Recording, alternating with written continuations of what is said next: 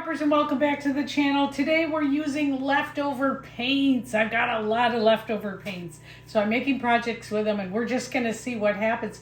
Now I made these paints for a Dutch pour, so I'm gonna make some kind of a Dutch pour leftover right now. I guess we call this leftovers. All right, so here we go. We're gonna use a record because they don't cost very much and they're easy to practice on and they're great for leftover paints. We're gonna use all the rest of the Tricorn Black that I have today. We're down to the end of it. Sounds like I need to make a trip back to the Sherwin-Williams store for some more of this color to go. Tricorn Black. Ooh, I hope we have enough. We're gonna see. We're not gonna worry about it, but we're gonna see. All right, so Tricorn Black is all gone. All right, so let's see if we can spread some of this out, because we've got a lot of paint to use up.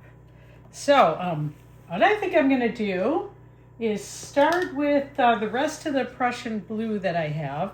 Now, because this is Dutch pour paint, it's not a worry that I don't have enough. Okay, that's gone. Dutch pour, or Prussian Blue, all gone. Next, I think I will do some of this tail feather. It's made by this little piggy, and I'm just gonna put some on, and I'm also going to maybe do a little of this today.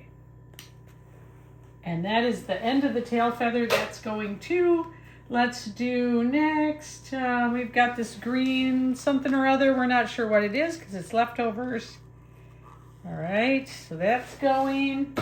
We've got this green stuff, which we don't know what it is. It's leftovers. So that's going. We've got this blue paint. We don't know what it is. It's leftovers. Going on. Oh, this beautiful King's Blue. I do know what that is. I've already stirred these up. What's going on next?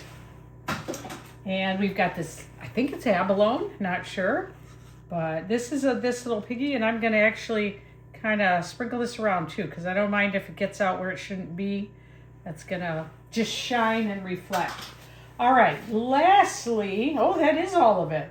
Well, I do have a little bit of gold, but I don't think I'm gonna put that on there. I think I'm just gonna leave it like this, and I'm gonna do my cell activator and see what happens, all right? And we're gonna blow it.